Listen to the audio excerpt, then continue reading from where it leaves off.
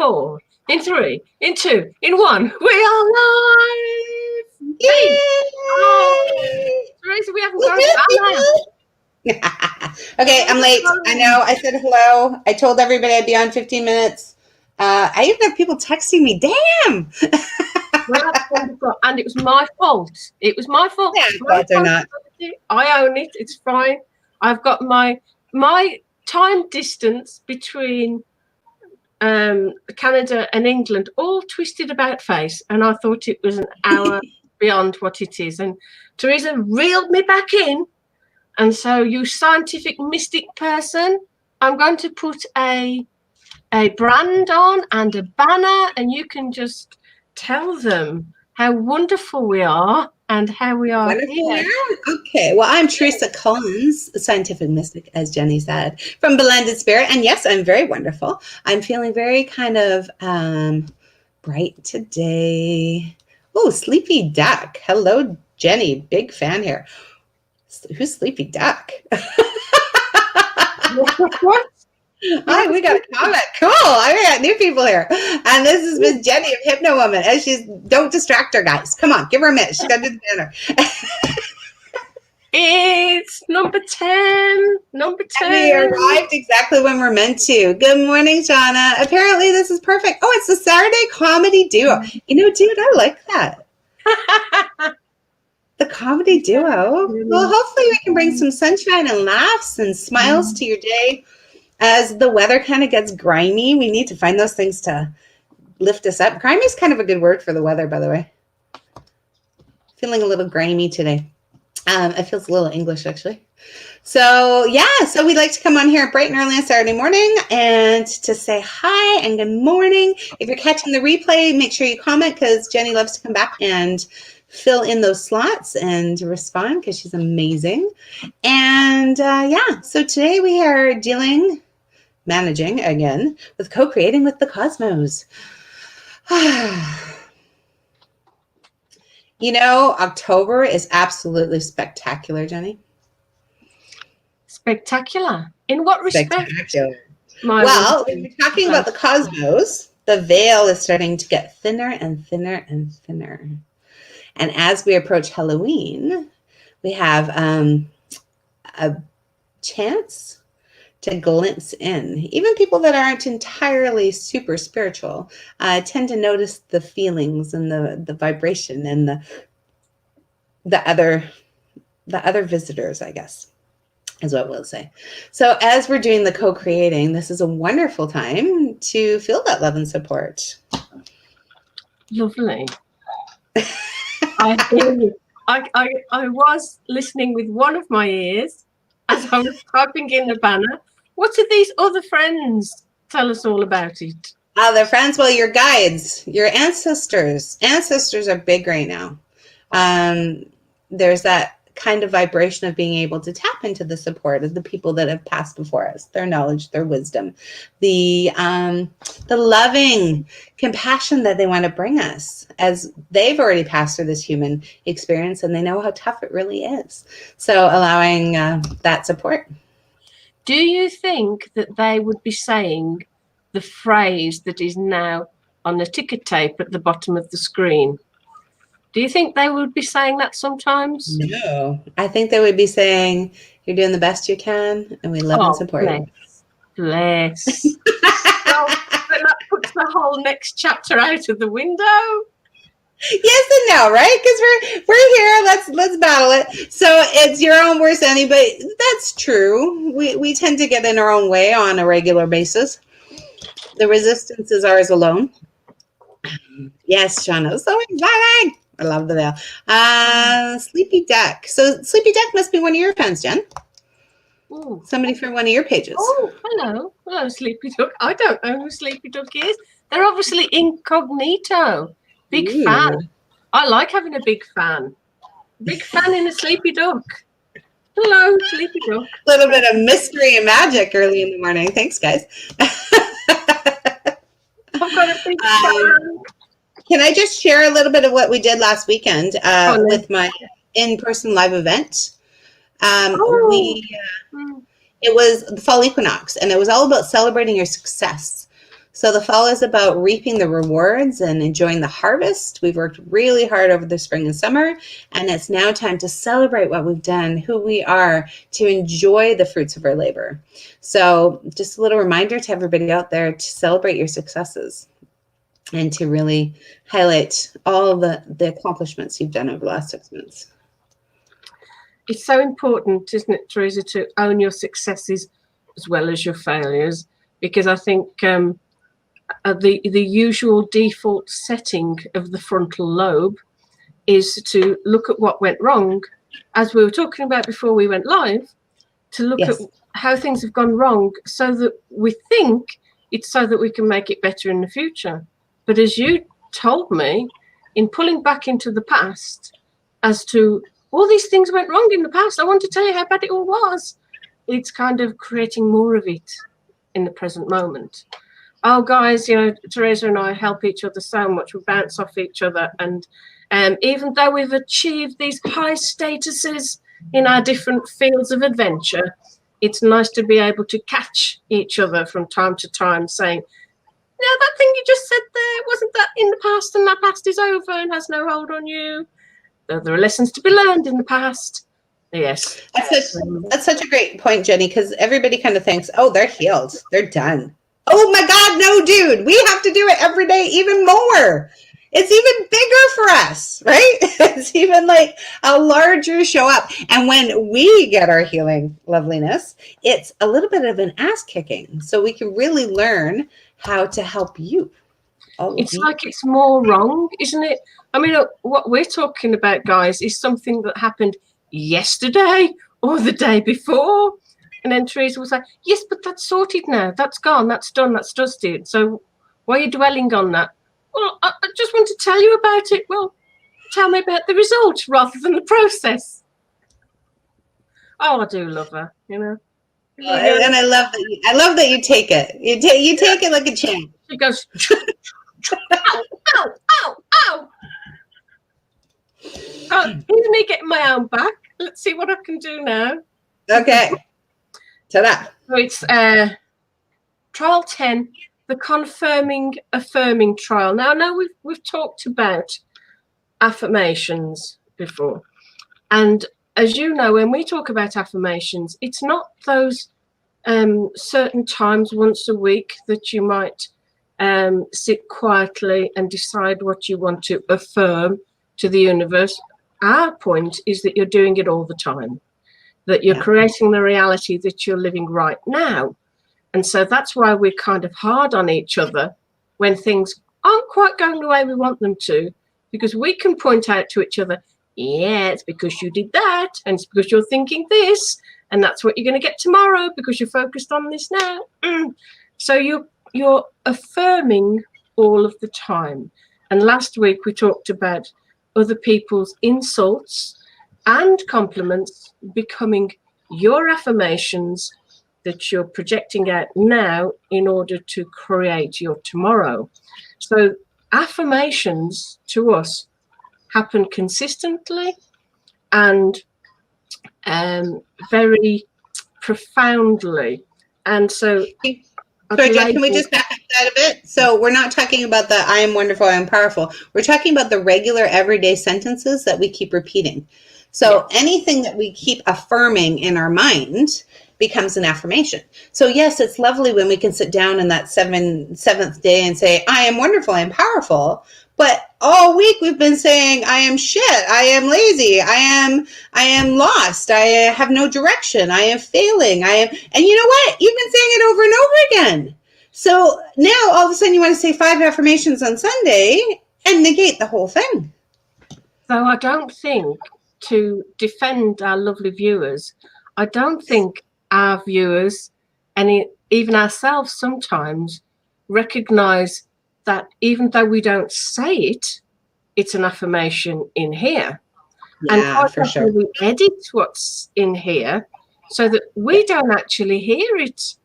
And what we say to other people isn't exactly what's going on in here. So this is where, I mean, you are your own worst enemy. So remember our step-by-step process, what to do, why to do it, how to do it, and how you know you've passed the test. Okay. So what to do: examine your everyday affirmations, reinforcing positive and reframing negative. So guys, this isn't about ignoring the negative, because when you catch the negative and admit what's in there, then you have the ability to turn it around. And sometimes people, even us, we scoot straight to the positive to try and kind of overwhelm the bad stuff with the positive. And until we catch the negative and the linguistics and the thought processes that led to it, it'll just keep popping up again. It'll just keep popping up again. One of my other coaches called it, it's like trying to put icing on meatloaf and calling it a cupcake. Like it. So why to do it? As if you need to know, but let's tell you. I suggest that up until now, you have not really known how you regard yourself. The opportunities for growth dwell within that negative that you would prefer to ignore. When you give yourself credit for what you have achieved and who you have become, you begin to recognize how to achieve more and become more. Also, the criticisms and insults about things that were wrong, though were said to you, you're allowed to seep into your mind by not even silently challenging. Continue to chip away at your self-confidence as your inner self, like a hurt child, continually asks if they were all true. So I love the opportunities for growth. Yeah. So many people think these shadow sides or this negative or is a flaw, a defect. They're not flaws, they're not defects. They're opportunities for growth. And when we acknowledge them, then we have that idea of giving ourselves credit. Then we can reap the rewards. So if there's no challenges, then there's no rewards. And you know how you know there's still challenges? Because you're still here on the physical plane. Exactly. So how to do it? You have some damage to undo. This is linked somewhat to the previous chapter, so it's good that you passed that trial first. So guys, you did pass the last trial, didn't you, last week? Of course they did. They aced the video. The amazing phrasing trial, yes. Take a good look at the examples in this list and then add your own. I've got a lovely list for you guys, I really have. Truly contemplate the meaning and impact upon you. Find your own affirmations and which ones are helping and which are hindering. Ask yourself which one. A, is it true? And B, is it useful for me to continue to think this way? And C, what shall I change this to? You see how I've added that C on there? I like that, yeah. The most effective affirmations are your own positive antidotes to the negative you already use. I'm going to say that again. The most effective affirmations are your own positive antidotes to the negative you already use. So first you have to find them. Do not use the affirmations of others. Create your own antidotes. And I offer examples to start you off. Here we go. Hold on, let's pause on that for a minute. I want to bring something in because that's really brilliant, Jen. Let's pause in there. Let's hold that because that's like saying you're taking insulin when you have a sore toe, right? If you are taking the wrong antidote for the wrong ailment, then you're not getting the results you're looking for, which might be why these affirmations aren't working how they should be, right? So actually figuring out what the disease or the ill will or the challenge or the trauma is going to allow you to find the most effective medicine, in this case, the affirmations. And sometimes the gap's too wide, Teresa, between people saying one thing completely positive to counter the negative. And so sometimes it's kind of baby steps win the day. So I we am have to not chip away. good enough. How about that big one? If we catch ourselves, and we've caught each other, but let's say I am not good enough, maybe change to I am maybe not as. So rather than the sweeping generalization, with NLP and hypnosis, we talk about how we generalize, delete, and distort things in our own mind. Right. The sweeping generalization, where the global affirmation stems from I am not good enough, rather than saying I am good enough. You need to find out exactly in what respect are you not good enough. And do you remember, Teresa, how I cloaked this to you a while ago? And I said, it's not that I don't think I'm good enough. I just think that other people are better at this than me.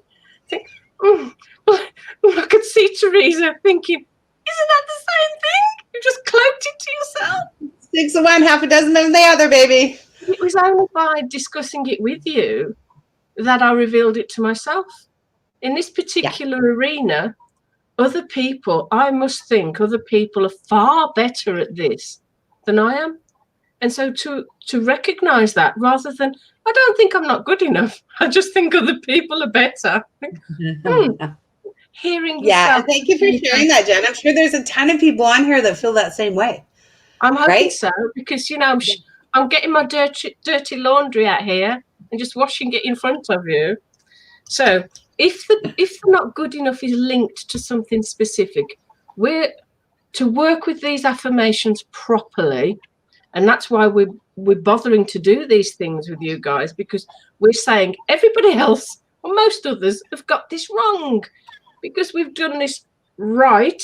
And because it's much more intricate than you perhaps imagine, we want to share that usually with affirmations, people go general and we want to be specific. So if the global idea is you're not good enough, in what respect?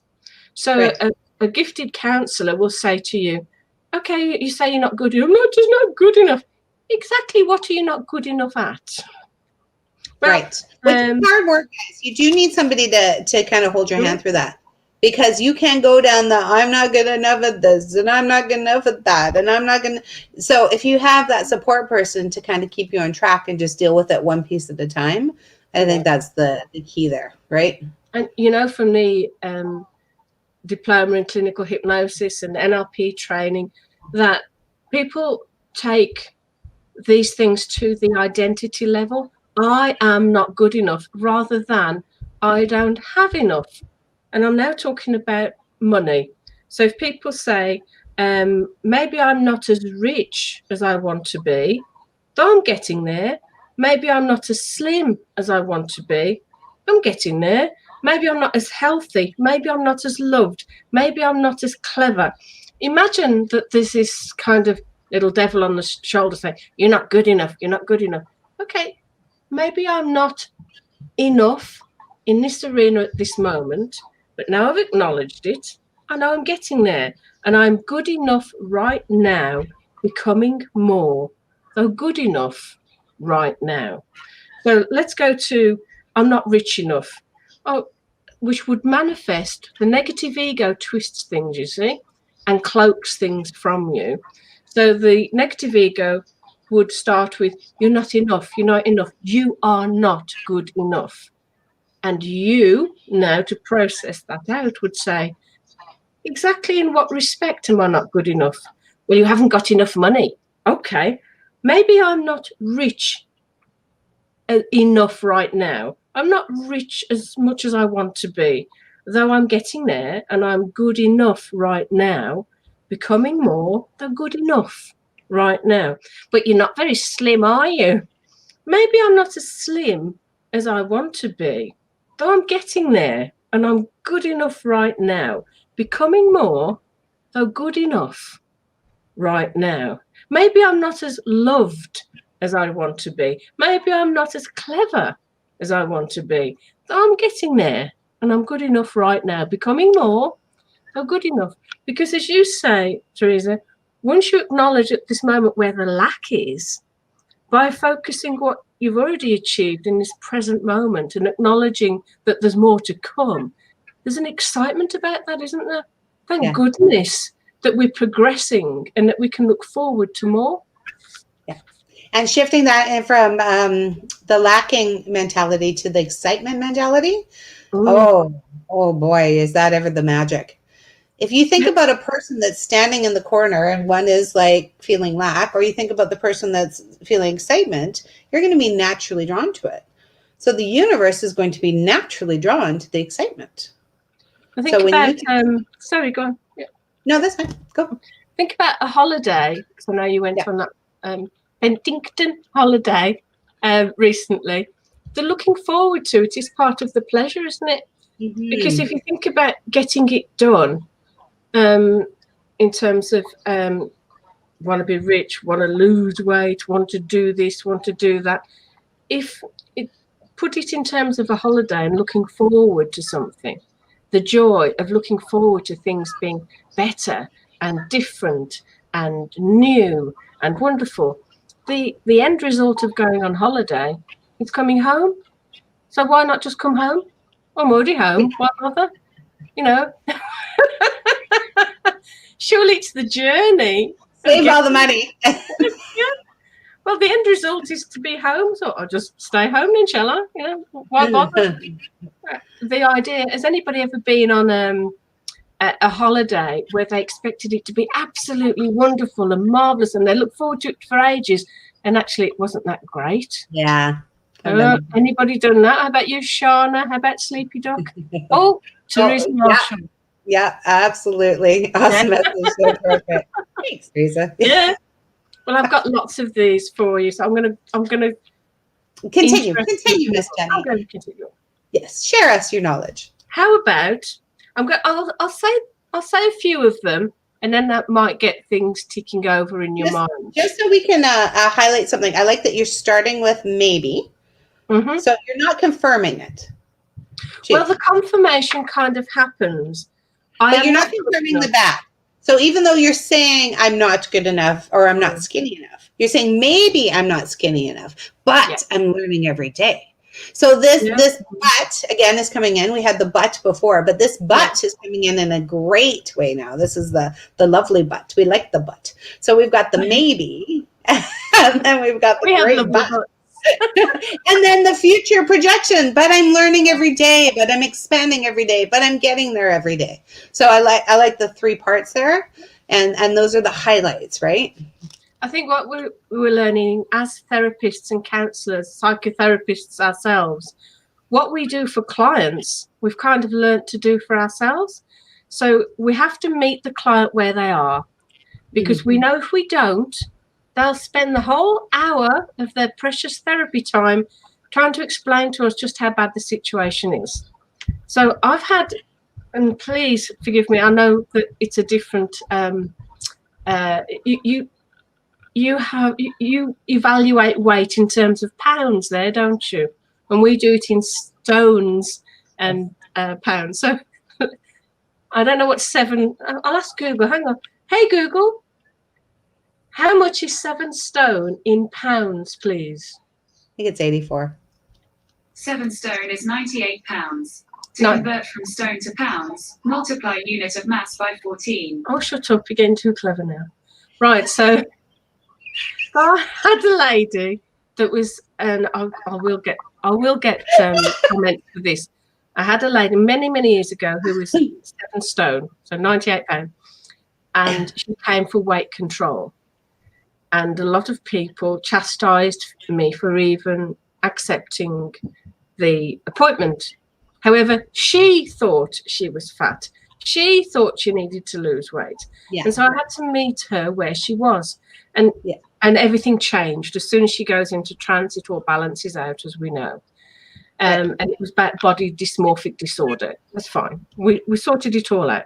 But if I'd sent her away as some of my colleagues wanted me to, should have just gone to another therapist, and they wouldn't have been as able to deal with that than I was at that time. I was the right person at the right time. So, Sorry, I'm distracted. I have the husband. One sec. Tim Hortons. Yes. Breakfast. Yes. Bacon. Sausage. Steak. Yes. No. Yes. Yes. Do you want it on a biscuit or a bagel? Biscuit. Okay. Coffee. Yes. Black. No. French vanilla. Yes. Small. No. Large. No. Extra large. and I'm just going to talk to Sleepy Duck. Hello, Sleepy Duck. You're ducking. Eric's down here. It just means Sleepy Duck. You can just, I can even get rid of you. I can do this. I love you. Can you See what I can do there? Just me. I'm just on the live right now. Me and Sleepy Duck and Sharma and Teresa Marshall and all your other people who are joining now. Oh, you're back with us? Are you back with us then? I never laughed. I just invited Tom to the show. Okay. I can't get myself off. Oh, there we are. There you are, honey. Okay. Hold on. Where'd you go? You got to say hi. No, you're hi? Okay. She took you off. Nobody wants to see this. Love you, baby. Thank you. Sorry, I didn't realize you're still in your group. Tell Ethan I love him. I won't. Off to breakfast stuff today. My poor son has to work on Saturdays, so we have to get everything organized. Well, that's wonderful. It's wonderful that he's going out there on a Saturday, bringing home the bacon for the family. It's wonderful. Well done. Fabulous. Well done, Ethan. Now, how about then, I never have enough time. It's all work and no play. I never seem to do anything right. Everyone is just out for themselves. So I'm just throwing those out there, and I'm going to begin with, I never have enough time. So we need to catch these thoughts, people. Yeah, this is a common one. If you do say it to somebody else, recognize that it's for you to hear. Somebody else can't do it for you. So when you hear yourself say, I never have enough time. Why is it always down to me? I never have enough time. Here's how to deal with, I never have enough time. Maybe change to, we all have the same 24 hours in a day, and I choose to spend mine in the ways I do for the reasons which I explained to myself. I am choosing how to spend my time. This is I love that. I use that so much with my clients, honey. That word, I am choosing, that changes the whole blooming story. As soon as you learn to start highlighting that you are choosing, and good thing, you are choosing to highlight the good, you are choosing to highlight the bad. So as soon as you start that ownership of it, start making the changes. It's about that choosing. And I guess Jenny was, don't know. Shanna says, I love the accent. Yes, I love that she has the accent too. It's funny, even when she gives you shit, it's so nice in the accent. It's not like you're really giving me shit. It's just a lovely accent. So, yes, let's go to the next one. Did we acknowledge Sleepy Duck here? Sleepy Duck said, I think it's the most important lesson. Meet the client on their own frame. Erickson, I believe. Yeah. Yes. Now, the trick with that, Sleepy Duck, though, is not staying down there either. So, yes, you can meet them on their own frame. But if you continue the entire session in that, now you're just depressed and everybody's screwed. Yes, let's all just go and have a drink, eh? It's all. You know what? This is not a procrastination, my friend. This is a knowledge. This is expanding your mind. So I'm choosing to learn something new while my loads of work will still be there later, but they'll be easy peasy. We are pleased in that sense that you are procrastinating then, because everything's for a reason. Having loads of work to do, you are now empowering yourself, recognizing that I am choosing to listen and watch these lovely ladies from different sides of the world, different parts of the universe, who are perhaps going to be entertaining, funny, informative, and maybe even will throw something in there that could be useful to me. I am choosing to watch this wonderful live stream that they've done for free, especially for me. I didn't realize it was just for me, but it is now, because I just happened to come across this and I thought, oh, why don't I just get engaged here for a bit? And I can choose to switch off at any moment. Don't. I could choose to just switch off. And I recognize now, I honor myself.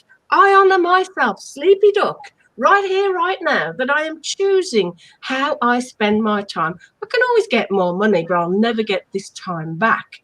Time is the most precious commodity I can ever have.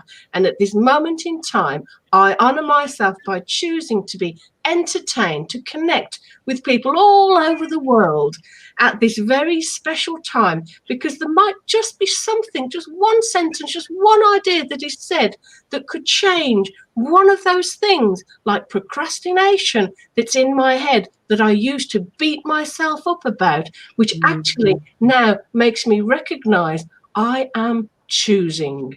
I choose with my frontal lobe, my conscious thought.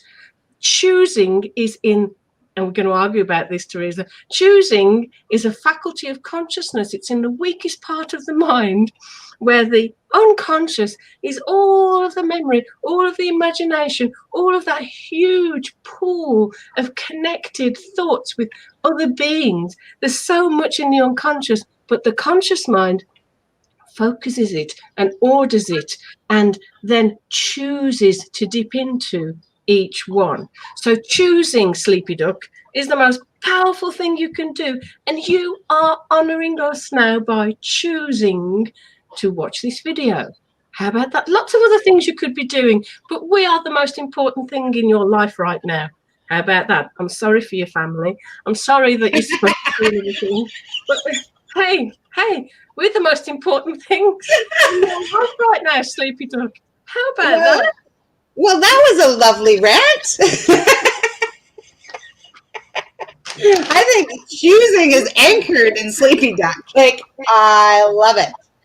I love it. That's the best affirmation I've heard, Jen. Do you know what? It is a really important one, Teresa, because I think sometimes it falls into the should category. I'm doing this naughty thing, but I really should be doing this other thing. So I'm trying to tell you that I know I ought to be good. I am usually a good person, but I've just kind of gone off the rails a little bit, and I know I should be doing that, and I will be doing that, but I don't want to admit that I'm choosing this, that I prefer this at the moment. I'm separated from my preferences because I don't want to take responsibility and admit to myself that I'd rather be doing this. And perhaps it would insult somebody else if I said that I'm doing this instead. So I've just got to do this at the moment. I'll be there in a minute. You know, we're saying this to ourselves. You know, we're saying this to ourselves, that we're almost saying, I know I should be doing this other thing, but actually, you know, I'm so sorry that I'm doing this instead. It's not allowing yourself those guilty pleasures, that enjoyment. I've never been somebody's guilty pleasure before. That's quite. I'm blushing. Sleepy Duck enjoyed your lovely round, darling. You know what? I would even like snippet that, my friend, and say that over again. I'll tell you, that's going to get to that unconscious mind. No, I'm not going to be a meme. I'm not going to be anybody's meme. What? Whatever. I want to be a GIF. We call them GIFs over here. You're a GIF. A GIF is a cleaner. I think other people call them GIFs too. I just call them GIFs. How about, and this is a relevant one as well, it's all work and no play. How do we deal with that one? I would change it to, and you know, these are just my examples, but once you recognize it's all work and no play, maybe change to, it is important for me to enjoy life more, and I am seeking new ways to relax and play more. It's all work and no play. It's important for me to enjoy life more, and I'm seeking new ways to relax and play more. Oh, I love it, Jenny. I love it. Like, please. Oh, Kathy joined us too. I think we have a whole bunch of people that are hiding behind the scenes and not commenting. Thank you, Kathy, for having the courage to say I'm going to enjoy my special day. Jenny, this is kind of my whole motto for life. If it's all work and no play, it makes Teresa a very dull girl. We don't like dull girls. We want nice, shiny girls. How about even the work is the play, though? Even the work is the adventure. When we're talking about this idea in our head, this is kind of a limiting belief that the work has to be hard all the time. Yeah, there's things that we don't love doing. You got to clean the bathrooms and all the stuff, but it still can be an enjoyment to not sit on a gas station bathroom. And enjoy, there's this kind of like mind shift that we can do. Oh yeah, that's my go-to. It's like, boys, you're peeing on the floor. This is not a gas station.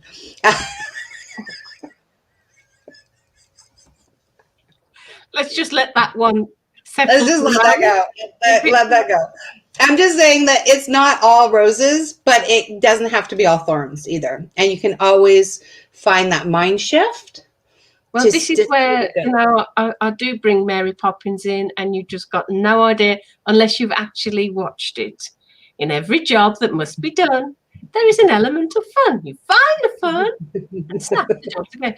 And my point here is that the world is changing. We know that it is. And our youngsters will not put up with the same things that we did. So many people at one stage, I thought, are in, excuse me while I feed the dog. So many people at one stage were in the wrong jobs. And that's why they didn't enjoy what they're doing. Now, your son has found, I know it's a Saturday, he's found something he enjoys, hasn't he? And yes, what more could we ask of our children that they are useful and productive in the world and that they get to earn a living and to serve society by doing that they enjoy? Because in the past, so many of us did stuff we didn't want to do. That's why we didn't enjoy our work. Yeah, that's a really good point, Jen. He gets dirty and it's hard, and he's a mechanic. And he comes home and the blacker he is, the better the day he had.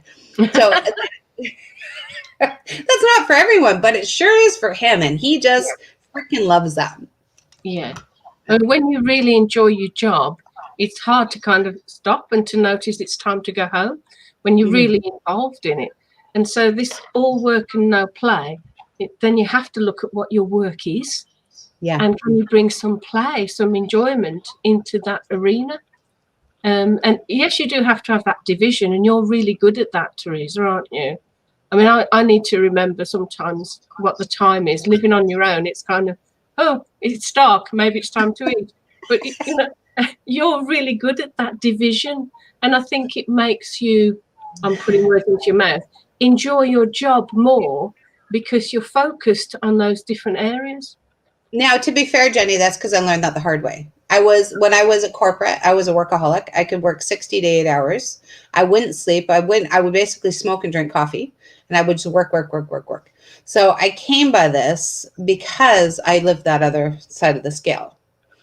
And when I had my kids, I learned that there was so much more to life. And I'm still kind of a workaholic, to be fair. But in between all that, I have all this play and this life and this mothering and this enjoyment and this education and this. So I've interweaved it all in. It's not that stop like it used to. Yeah. And that's how we learn, isn't it? By the trials and tribulations of life. And kind of, this is where the past is useful, isn't it? Reference, the past can fall open anywhere. And by making good use of the past, knowing that you're not going to repeat it in that fashion, that's where it's useful for reference purposes, isn't it? Yeah, and for our watchers to understand that we got here because we did the work. We didn't just poof. We weren't planted here knowing. We figured it out the hard way. Most of the time, I didn't even have the bloody teachers. The people that I asked for in my life had no answers. Right? I mean, part of the reason I found you is because I was searching across the world for people who could answer questions for me. I had to go all the way to England. And here I was all the time, just sitting and waiting, just to be asked questions. Right. So Yeah. now we're both here for you guys. So Glad that please you let us help you find the easy way, because the hard way sucks. And can I say that that means a great deal to me, Teresa? Aww. As we learned last week or the week before, to accept compliments. That Yes. means a great deal to me. Thank you for saying that. Thank you Now, for how being about I never seem to do anything right? How do we deal with that one? Maybe change to, I notice that I am focusing on things that have not gone as I would have wanted them to. And I choose to realize now that often things go right for me. So what happens there with that Ericksonian to join in with Sleepy Dog, that Ericksonian idea, if we focus on, I never seem to do anything right, then let's look at what's right rather than wrong. Maybe change to, I'm focusing on things, I'm realizing now that I'm focusing on things that haven't gone quite as I wanted them to be. And so I choose to realize now that often things do go right for me. You know, recognizing the clues in the language. And when we have clients and we pick up on the semantics, on the actual language, the linguistics that they're using, because we know they're indicative of the thought processes going on in their head. When we make it safe enough for somebody to tell us the truth, it's easy for us as therapists to pick apart what they're saying. If they say, I'm always doing things wrong, that's the same as I never seem to do anything right. So if the starting point is, I'm always doing things wrong, say, okay, tell me about all these things you're doing wrong. And how about all the things that you're doing right? Let's bring some balance here. Can I bring this into the relationships too, Jen? I think in the early on in our relationship, you had expressed this. We were talking about relationships, and the husband, if you're always focusing on what they're doing wrong, and this could be the husband, this could be the daughter, this could be any relationship, you're only going to keep seeing that, and at some point they're just going to be fine. Forget it. She doesn't even see the right things. So also, if you want to feel loved, look at the places they are loving you. If you want to feel support, look at the places they are supporting you. And as you stretch into it, that'll expand too. Can I just ask, was that the dog snorting or Tom? Yes, she's having a great time. She's rolling around on the carpet and scratching herself, and guilty pleasure. She's like, I don't care, Mom's on a live. Watch me go. I like the impersonation there. Yeah. Oh, what about this one? Everybody is always out for themselves. Ooh. Everyone is just out for themselves. Maybe change to, I am noticing others who are looking out for themselves more than I do, and they are faring far better than me. Whilst I know I don't want to be just like them, maybe I focus on looking after myself a little bit more now. That's a long one. I'm going to do it again. Everyone is just out for themselves.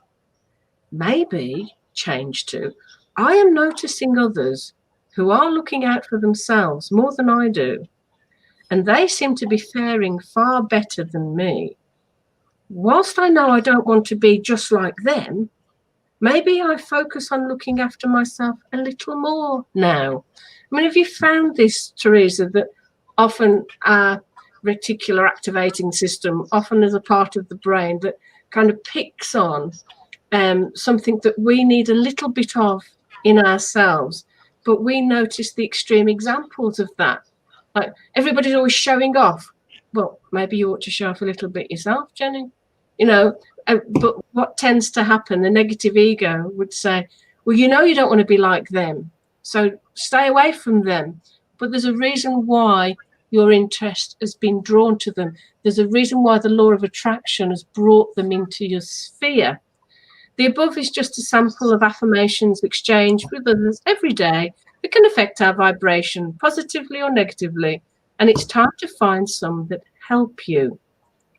So I'll get on to how you know you've passed the trial. But I do find it's, and I haven't given you a chance to butt in yet, I do find that it's very interesting not just in my case, but in other people's cases, that something that needs to perhaps be tweaked a little bit in somebody's behavioural set will be suddenly thrust upon them by others in their field. Even a complete stranger might exhibit a behaviour that maybe we might need a little bit of, or we might benefit from having a little bit of that behaviour in our own behavioural set, to experiment with it a little bit. And as therapists, that's what we do. We get somebody to kind of try on for size for 7 days a behaviour that is quite alien to them, just to see if life's better.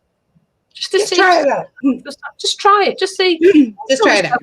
The old way of doing things. New behaviour generator, we call it in. Yes, and I love it. I got to tell you, I have used it so many times. So many times, that new behavior, even in my personal life, in my clients, it's just try it out. Just try it out. Try it on for size. We'll just see how it goes. But I don't want to be that person. I don't want to be like that. They're really horrible. They're not like me at all. Maybe it's a good idea to be a little bit like them occasionally, so that life might go a little bit different. There's a reason why, is my point, I suppose. Law of attraction, there's a reason why suddenly certain behaviours are in your sphere and that you're noticing them. And quite often, negative ego will stop the self from expanding, from growing, from trying on behaviours for size, by condemning the actions of these other people. But there's a reason why you're suddenly in that sphere, in that same reality set. Everything is useful. And often we learn by things that we are condemning of, things that we don't like. It's not all the good stuff. It's not like, I'm suddenly going to be attracted to all the stuff that I already adore and love and is wonderful, because life is full of contrast. And we sometimes learn more by contrast, as Teresa was saying earlier. Yeah, for sure, right? Than by all the... Well, and sometimes that growth and that healing is needed by it, right? Jen, I've got about 10 minutes, sweetie, because I do have to teach today. We have somebody on here that thinks I'm fat. What? Shushahari. Darling, get the fuck off my stuff. You're not welcome here. And I think I'm gorgeous and adorable, and I love my new top. So. Gorgeous and adorable. And back to our NLP things, that I am blue eyes. Somebody could be saying, oh my gosh, she's got blue eyes. You want me to change my blue eyes? Go and look at your own stuff. Go and look at what you're responsible for. Go and look, instead of externalizing your own judgments and condemnations, look at your own stuff, because that stuff out there, that's got nothing at all to do with you. Shara, say shara, what will be, will be. That's exact. Everything is useful. Everything on the outside. It is. Thank you for sharing your bullshit. Everything is useful. You know what? It's actually lovely. Thank you. Because this comes to your inside story. Everybody is going to have their opinions. And dumbasses are going to share it. It's how do you feel about you? Right? So this is all what we're working in. This is that inside story, that inside thing. Yeah, we're co-creating with each other and we're grabbing things. But at the end of the day, you are with this 7 days a week, 24 hours a day. And when you can start paying attention and grabbing it and switching the station and go from this to maybe but. Yeah. Oh, and by the way, I'm going to get a little triggered, but just so you know, my people are capable of curses. So get off my thing. You'll know when you've passed the test when you have a certain set of phrases that you repeat yourself, that energize and lift you and bring about a change of state. What Teresa's doing, this is why I'm chipping in there. This is what Teresa's just done. You have a certain set of phrases that you repeat to yourself that energize and lift you and bring about a change of state. to a more positive awareness. You know your perceptions are changing. So I'm going to put me on there. She's off somewhere. The trials, tricks and tips. Here we go. Resistances. The resistances are emotional states that manifest inside you. The traditional resistances are often hidden within the well-worn phrases that you may find that you use because you don't agree with them, or they have passed by your consciousness and you have defaulted into using them because those around you have showered you with them. These are examples such as these. Better the devil you know. Out of the frying pan into the fire. It's all right for some. You don't know what you have until it's lost. Oh, that's a good one. He's a chip off the old block. A leopard never changes his spot. Language is full of such cliches, so watch out for those emanating from your own lips, because each time you repeat one, you are affirming or reaffirming with another. That is what is normal and usual for you and for life and for everything. Not all cliches are negative or harmful, though some are. And these well-worn phrases can be affirming your resistance to change and the dangers of moving forward. Have a good look at the small list above and write down others that come to mind and really begin to contemplate them now. These few in particular provide a strange sense of comfort in staying stuck and distance us from the accumulated momentum which is attempting to push us forward. Now, in the last chapter, we spoke about other people offering such phrases, though now it's time to notice how these resistances have become your own thought processes. The phrase can I add 2 to those, Jen? The grass is always greener. Okay. Oh, yeah. Sorry, I was back. I was listening. 2 things that I noticed that people say a lot are the grass is always greener. So even though they're saying it in like kind of the idea that don't look, you're still saying the grass is always green on the other side. And the other one is waiting for the other shoe to drop. Mm-hmm. A lot of clients in my line, they're waiting for that. So they're not even holding the positive sometimes because they're just still waiting for this shoe, this doomsday, right? And just noticing them, And I know you haven't got much time, so there's lots more in this chapter. It's a really good chapter. Get the book, folks. It's really People should order the book. How come we don't have the book yet? I'm going to go right to the back of the chapter because this is called this. I think this is really fun. I'm rich. I'm rich. If you start to say that as an affirmation, your negative ego will say, "You're not. You're not," because that's just not quantifiable. It's all very different for each person, and even a rich person that we might perceive as rich might not think that they're rich, so this is why the simple affirmations don't work. So if you catch yourself thinking I never have enough, you put yourself in the vibe of having enough in order to counteract it. So there's so much to do here, but very, very quickly, if you're thinking poor, it means being poor. So think rich. In what ways do you experience wealth? If you're thinking being unloved, it means being unloved. Think unloved means being unloved. So think loved. How are you loved and how are you loving? If you think stupid, that equals being stupid. You look at this is my thing. Look at a column of figures and think, oh, it must be so stupid, I can't figure this out. That's not conducive to you figuring it out. Hop to the toilet, come back, look at it fresh. Oh, that's where it is. That's where the error is. These affirmations of beating ourselves up mean that everything gets confuddled and we are then self-affirming being stupid. Okay, so yes, quickly. Sometimes we need to take that pause back. And then come into it because we can get too stuck in that energy. You can't necessarily change it. So yes, sometimes you have to take that pause back disconnect, and then say, okay, well, what is the opposite? What am I bringing in? I am smart. I do this. I am capable of learning. I love to learn. And this kind of idea, right? Oh, that's where the sticking point might be as well, Therese. And I've put the book down. Everything's in the book. You get the book. There's a lot more in there. But just this idea of the past, again, the past.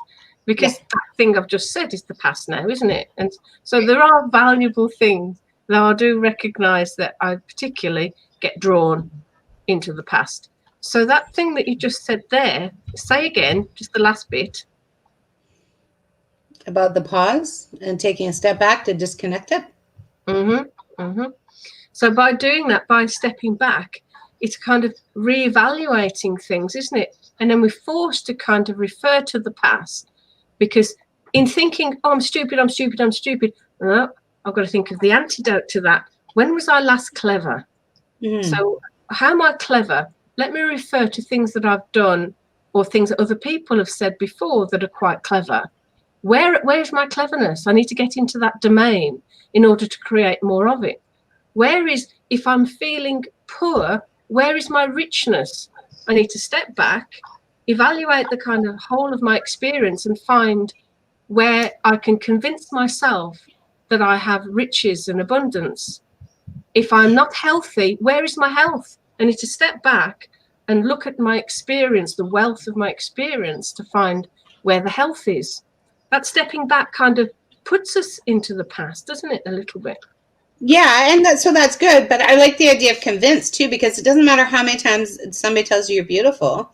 If you don't feel it, then it just goes off. So going back, you're right, and thinking all the times you did feel beautiful, when you felt beautiful, and then convincing yourself, right?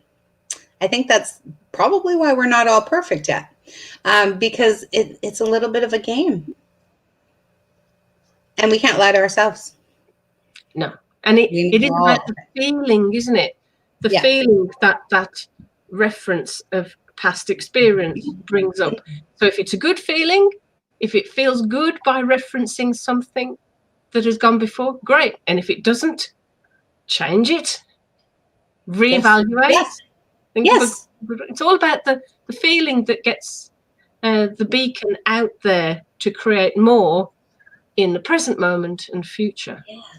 And I love that idea, Jen. If it's not working, reevaluate, adjust, align, look at it again and again, because it's never over until we're done, like you said. So if it's not working, then look at the ways it can work. If you want different results, you have to do different things.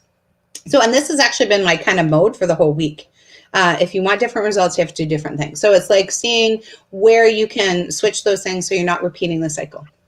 But I do have to go, guys. I love you all so very much. Thank you for joining us. And anybody who's watching the replay, please remember to comment, because Jenny will come by and add that stuff for you. Do you have parting words, Jenny? Next week, it's trial 11, which is 5 minutes to flip it. The 5 minutes. Oh, I like 5 minutes to flip it. That fits in my schedule. We're going to be flipping brilliant next week. We want some phrases from you, phrases that we can turn around for you in 5 minutes. You want to turn around your lives in 5 minutes flat. You've got the power of both of us, and we're going to do it in 5 minutes. And if you don't want to show up here and show off, feel free to private message that to us. We can flip it without actually saying it's yours. Some people don't love the spotlight, and I understand. But I would also love to help the people that are watching behind the scenes, because these are brilliant. These are brilliant ideas. These are trials. Jenny's sharing her magic. So much more than the book. Please do get the book, though, because I'll tell you, it'll anchor everything in here, and you'll be able to come back over and over again and see all the amazing ways that you can make the changes in your life. So until next time, see you. Bye, Jenny. Bye-bye. See you guys. Mwah.